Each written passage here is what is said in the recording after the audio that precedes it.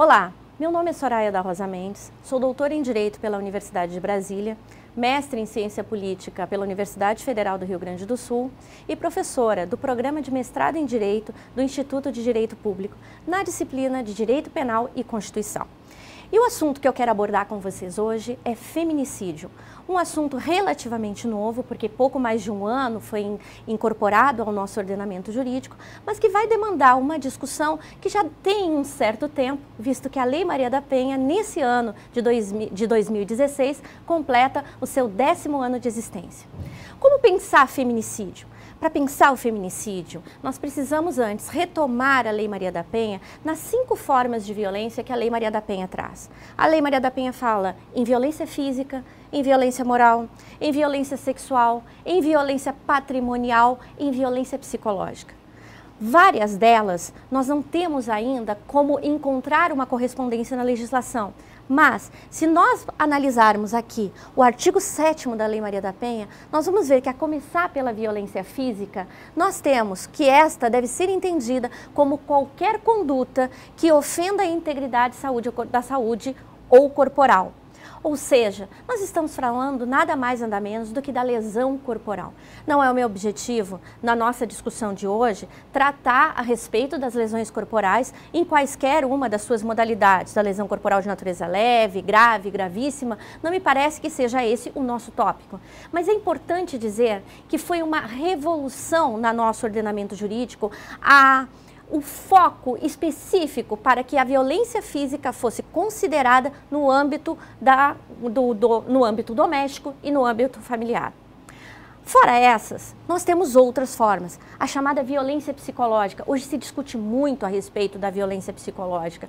Afinal de contas, até onde no âmbito doméstico é possível que determinados expedientes que trazem à mulher um sentimento de medo, ou alguma forma de degradar mesmo a sua capacidade de autonomia, a sua capacidade de autocontrole, podem ser entendidas como formas de violência. Claro que isso não é muito fácil, não é muito fácil, mas vai ser uma informação de extrema relevância quando nós tratamos do feminicídio, que, já aviso, tem 2 principais consequências no âmbito processual penal. Uma delas eu quero tratar logo na sequência, na nossa próxima aula, que será a investigação criminal. A outra é a discussão no âmbito do tribunal do júri.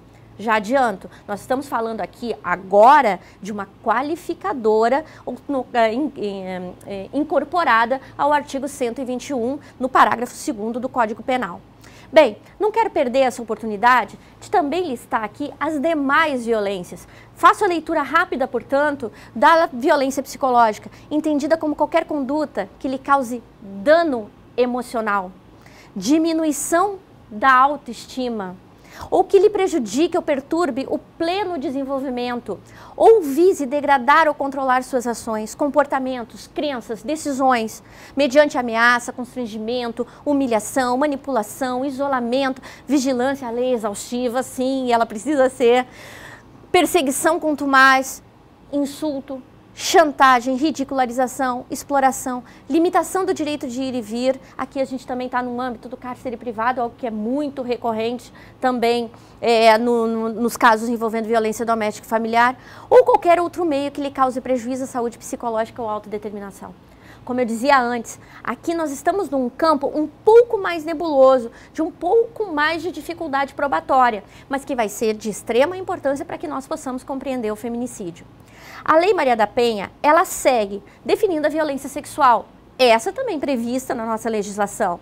Nós estamos falando aqui do crime, notadamente do crime de estupro, previsto lá no artigo 213, constranger alguém mediante violência grave e ameaça à prática da conjunção carnal ou outros atos libidinosos. Bem, estamos falando disso, como eu disse antes, não é o nosso objetivo aprofundar. Talvez em uma outra oportunidade ainda falaremos sobre a violência sexual. Mas aqui, a Lei Maria da Penha traz a definição de violência sexual entendida como qualquer conduta que a constranja a presenciar, a manter, a participar de relação sexual não desejada. Tem muito a ser discutido aqui. Mediante intimidação, ameaça, coação ou uso da força. que a induz a comercializar ou utilizar, de qualquer modo a sua sexualidade, que a impeça de usar qualquer método contraceptivo, ou que a force ao matrimônio, à gravidez, ao aborto, à prostituição, mediante coação, chantagem, suborno ou manipulação, ou que limite ou anule o exercício de seus direitos sexuais e reprodutivos. Como eu disse, encontramos uma correspondência no Código Penal, mas aqui a definição é muito mais abrangente de tudo o que será considerado violência sexual. Bem, a lei segue e define violência patrimonial. Violência patrimonial entendida como qualquer conduta que configure retenção, subtração, destruição parcial ou total de seus objetos, instrumentos de trabalho, documentos pessoais, bens, valores, direitos ou recursos econômicos, incluindo os destinados a satisfazer as suas necessidades. A violência moral, e eu vou seguir aqui na sequência, porque acabou o meu slide sendo também agregando as duas, ela diz, entendida como qualquer conduta que configure calúnia, difamação e injúria. Para quem pesquisa, e esse é o meu caso, eu sou uma pesquisadora, para quem pesquisa a violência doméstica, e muito especificamente os processos de violência doméstica, vai ver que normalmente estas, se não as 5 formas, mas no mínimo a violência moral, a violência sexual, a violência física, elas de alguma forma acabam sempre sendo encontradas. Violência moral é regra que nós encontramos, violência física e violência moral. Parece que é algo pouco, né? Parece que nossa, é só um xingamento, é difamação ou é injúria, mas muitas vezes a violência moral, e retomo a violência psicológica, que não encontra perfeitamente uma correspondência em algum tipo penal ainda, embora lá fale ainda do cárcere privado, ela acaba sendo uma marca muito maior para esta mulher do que muitas vezes as marcas que do corpo saem. A violência física, o tapa, o soco, por mais que fira, e em verdade fere, ele acaba sumindo. Mas a violência psicológica, a violência moral, a violência sexual nem se fala, mas essas duas, das quais eu trato de uma forma especial, estas duas marcam a alma. Certa vez uma mulher me disse exatamente isso. Ela disse, doutora, eu estou marcada na alma. O que ele me disse eu nunca vou esquecer. As marcas já foram embora, ela não tinha realmente, quando nos procurou lá no Núcleo de Atendimento às Mulheres em Situação de Violência Doméstica da UNB, mas ela tinha marcas na alma. Eu acho que essa é a questão primordial para a gente começar a compreender o que é o feminicídio, e é esse ponto que nós vamos aprofundar a partir de agora. E nós vamos aprofundar a partir de algumas noções que não são do nosso campo. Normalmente nós no direito temos alguma dificuldade de aceitar os conhecimentos vindos de outras áreas. Mas a cada dia que passa nós estamos nos convencendo da necessidade de um diálogo. E muito especialmente com a sociologia e com a psicologia. Não se fala de violência doméstica, familiar, em todas as suas formas, como eu agora há pouco apresentei, assim como do feminicídio, sem pensar a partir daqueles que são os ensinamentos que nos traz a psicologia. Mas antes disso, eu acho interessante que nós tenhamos claro do que significa essa violência contra a mulher.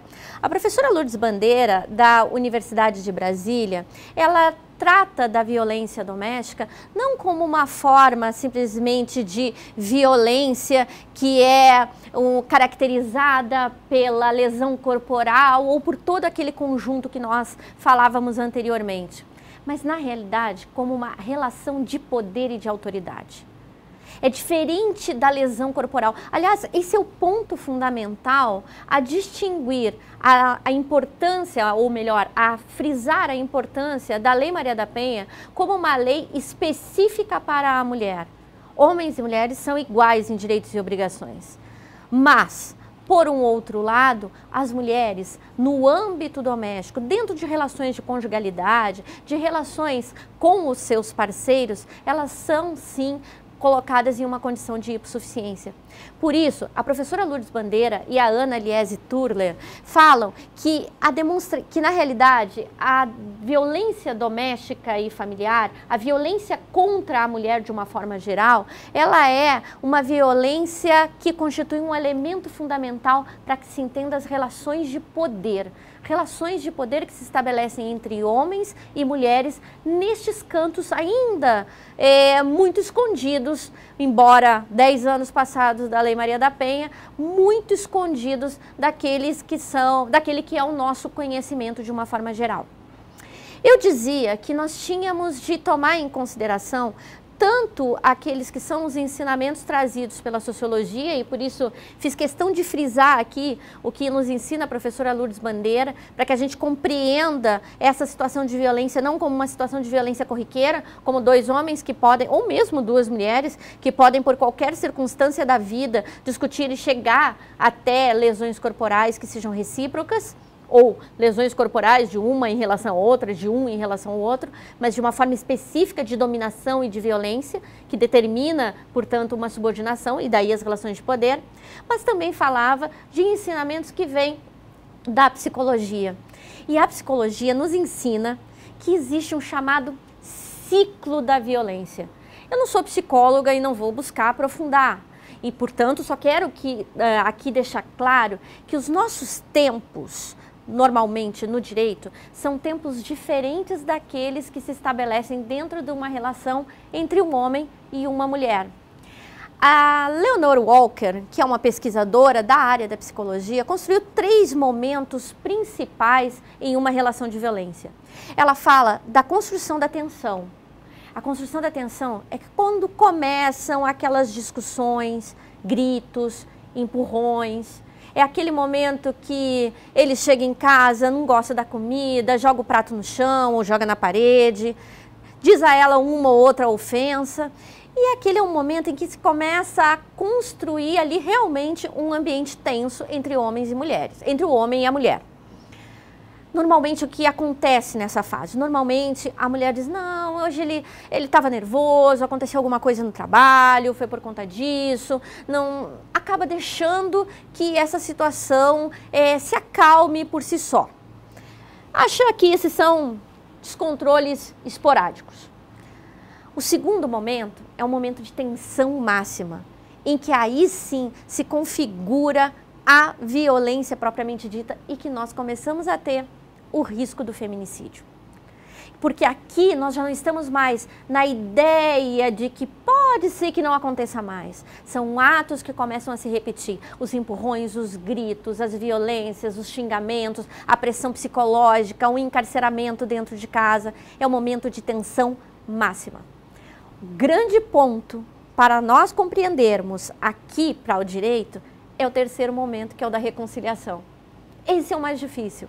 Porque é nesse momento em que os profissionais, as profissionais do direito, muitas vezes se perguntam, nossa, mas essa mulher, ela foi até a delegacia de polícia, ela registrou a ocorrência, ela veio até o judiciário e chega no judiciário, ela diz que não quer mais, e agora já não é mais possível por conta de decisão do Supremo Tribunal Federal, a retratação, dada que a ação, uma ação pública incondicionada, mas ela diz que já se reconciliou. E isso é difícil para nós compreendermos. Lembram que eu falava dos tempos do direito? Que o tempo do direito é um tempo diferente daquele que acontece na vida? É isso que a psicologia está nos mostrando. Acontece que muitas vezes essa mulher, ela passa por todos esses momentos. Um momento de tensão, um momento de tensão máxima. Ela vai até a delegacia, ela registra a ocorrência. E o tempo que demora para que ela tenha uma audiência é um tempo em que, normalmente, um casal se reencontra. É diferente, como eu dizia antes, e por isso retomando a professora Lourdes Bandeira, a lesão física, e podemos falar de todas as demais, mas especialmente a física, que acontece em qualquer outra relação. Em qualquer outra relação, se eu tiver um embate com uma outra mulher ou com outro homem por conta de uma discussão de trânsito, eu vou até a delegacia de polícia, registro a ocorrência e espero a audiência. Mas é diferente a aposta que essa mulher fez naquele relacionamento. Aliás, ambos fazem uma aposta. é aquela pessoa com quem se casou, é aquela pessoa com quem se namora, é aquela pessoa com quem se teve filhos ou se quer ter filhos, que quer construir uma casa ou que já construiu uma casa. A aposta é diferente. Por isso, o momento da reconciliação, como ela diz, aqui a Lenore Walker, é um momento de resgate do relacionamento. É onde tem que se ter um cuidado extremo, porque muitas vezes é o momento em que o discurso da manutenção da família e o silenciamento dão, sim, o motivo para que ocorra o feminicídio. Vejam vocês que nós estamos tratando aqui de estágios que vão da subordinação, da tomada de consciência, da compreensão de que tem necessidade de um rompimento de violência, como eu já falei antes, até um sentimento de liberdade. Mas esse sentimento de liberdade, ele só vai existir propriamente se nós tivermos, agora sim, tomando a nossa responsabilidade como operadores e operadoras do direito, de compreender aquela situação na sua complexidade. Que soluções se apresentam para isso? Ora, uma das ideias é o desfazimento dessa relação. Agora, pode o profissional do direito entender que simplesmente a relação tem que ser desfeita? Não, é preciso que nós compreendamos também que esta é uma decisão que tem de partir daquela que é a vítima. A vítima precisa ser considerada na sua individualidade, na sua subjetividade, mas também precisa ser o quê? Empoderada. E daí a importância fundamental de uma rede de apoio, uma importância fundamental da intervenção efetiva do Poder Judiciário, a importância fundamental da intervenção multidisciplinar, que é tudo o que a Lei Maria da Penha traz e que precisa agora ser discutido para que nós tratemos do feminicídio propriamente dito. Quando começou essa discussão toda a respeito do feminicídio, da inclusão ou não inclusão, como um tipo penal, causa de aumento ou mesmo qualificadora, se dizia muito que havia uma aposta na resposta punitiva. Que o que as mulheres buscavam era uma resposta do direito penal e isso significava o quê? Ao recrudescimento, obviamente, das penas e que isso não era a solução. Bom, respeitáveis são o entendimento de quem verifica no sistema de justiça criminal e muito especialmente na utilização da pena de prisão como um expediente praticamente falido em relação àquelas que são as agressões que nós sofremos no dia a dia. Contudo, é preciso que se leve em consideração também que existe uma forma específica de violência, retomo de novo a professora Lourdes Bandeira, que subordina as mulheres mediante a violência e que a resposta penal que se quer e que acabou, no meu entendimento e de algumas outras e outros doutrinadores consolidado na nossa legislação, é uma resposta que vem a trazer à tona uma problemática que até hoje não era tratada. É lógico que não se está fazendo aqui uma propaganda ou mesmo elevando o direito penal sob a sua perspectiva meramente simbólica, mas é de se levar em consideração que há necessidade de uma proteção específica. O professor Alessandro Barata dizia, ou diz, né, nas suas obras, a obra imortal, que a resposta punitiva única, aceitável, é aquela nos marcos de um direito penal mínimo. Não quer parecer que seja essa resposta penal que nós acabamos consolidando na nossa legislação, uma resposta penal que diga respeito a um recrudescimento penal e tão pura e simplesmente um aumento do punitivismo, mas uma resposta que diz respeito àquelas que são as demandas específicas de um grupo social que precisa, sim, de uma proteção mais específica. Por isso, eu gosto muito de falar de uma doutrinadora alemã, a Gerlinde Smalls, porque ela faz uma comparação muito interessante entre aqueles que são os direitos das mulheres no âmbito do direito penal e aqueles que são os direitos dos trabalhadores mesmo. Faço essa leitura rápida para que vocês tenham essa mesma compreensão. Diz ela: do mesmo modo que os trabalhadores organizados tem tratado de buscar a tutela dos seus interesses no direito, as mulheres não podem renunciar a esse instrumento. Em vez de adotar uma posição defensiva, deve-se ter em conta que a melhora da situação das mulheres na organização jurídica e na sociedade tem um caráter progressivo. O movimento deve permanecer em movimento e o mesmo vale para o direito penal. Ou seja, da mesma forma que em outras searas é necessária a intervenção do direito, e o campo do direito do trabalho é um deles, porque existe uma relação de hipossuficiência, também quando nós tratamos de violência contra as mulheres, é necessário que se reconheça essa hipossuficiência. Quero mostrar a vocês agora, quase que num encerramento nosso primeiro encontro, já que seguiremos um pouco mais adiante para falar do feminicídio no Brasil, um panorama mundial. O feminicídio é reconhecido no mundo em várias legislações e muito especialmente na América Latina, nós temos a previsão do feminicídio. E por que dessa previsão? Na realidade, nós temos uma construção que vem desde a década de 70. Desde a década de 70, há uma discussão no âmbito da Organização das Nações Unidas a respeito de violências que são praticadas especificamente contra as mulheres.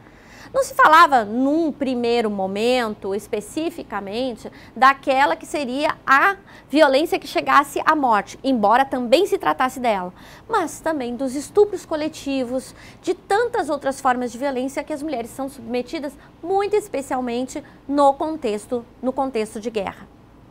Pois bem, esse contexto todo internacional, ele trouxe a necessidade de que vários países trouxessem para suas legislações específicas de proteção à mulher, tal como essa.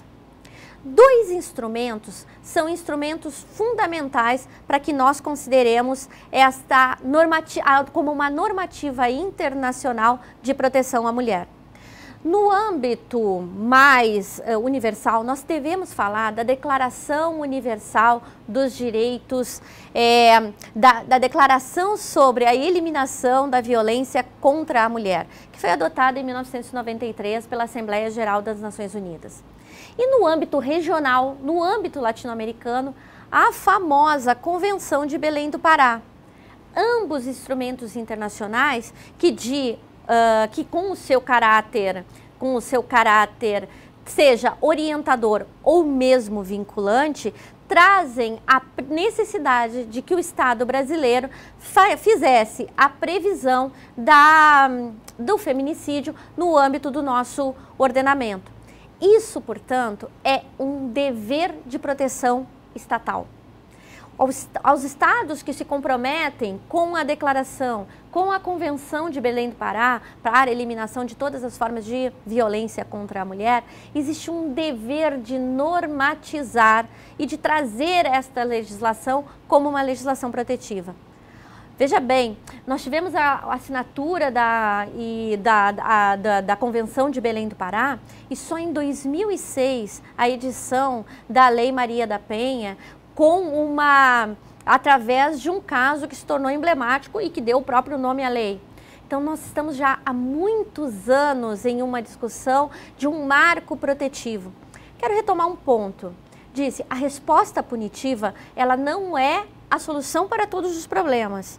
E nem pressuponho que seja a solução para alguns poucos problemas. Mas, por um outro lado, ela é um marco no sentido de trazer uma referência que seja uma referência sinalizadora de violências muito especialmente sofridas pelas mulheres. É possível que nós façamos uma análise geral a respeito do feminicídio a partir da própria realidade brasileira. Eu fiz uma série de recortes aqui, e que são recortes dados por um período específico, de 2009 a 2011, falando que a taxa de feminicídios, que à época não era chamada de feminicídio, somente a partir de 2015, ela chegava a 5,82 óbitos para cada 100 mil mulheres. Estima-se que ocorreram, em média, 5.664 mortes de mulheres por causas violentas a cada ano, 472 a cada mês, 15,52 a cada dia ou uma a cada hora e meia. nós vamos ficar aqui mais ou menos de 20 a 30 minutos. Se nós levarmos isso em consideração, as 3 aulas nossas aqui, poderíamos contabilizar a morte de uma mulher. Os dados da realidade brasileira, eles são marcantes e eles são gritantes.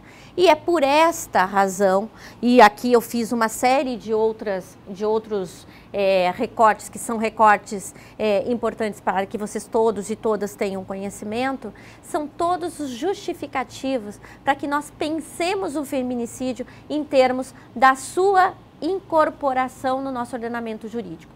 Para não deixar de citar a fonte, para aquelas que tiverem interesse, esses são todos dados do IPEA, o Instituto de Pesquisa Econômica Aplicada. Então, lá no portal do IPEA são encontradas diversas pesquisas, dentre essas pesquisas, essa que é um estudo sobre o feminicídio.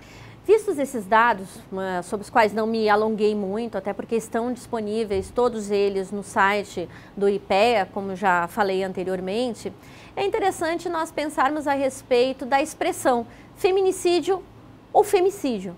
Essa foi, de alguma forma, uma discussão que ao longo dos anos passou a ser pacificada, embora algumas legislações na América Latina ainda utilizem o termo femicídio. Nós, no Brasil, adotamos o termo feminicídio para uma forma específica de violência contra a mulher que cause a sua morte pelas razões de ser mulher.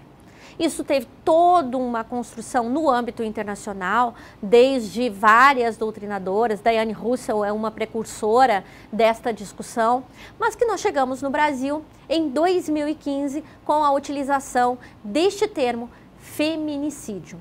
O feminicídio, mais propriamente na legislação brasileira, será o tema da nossa aula 2. Nos vemos lá.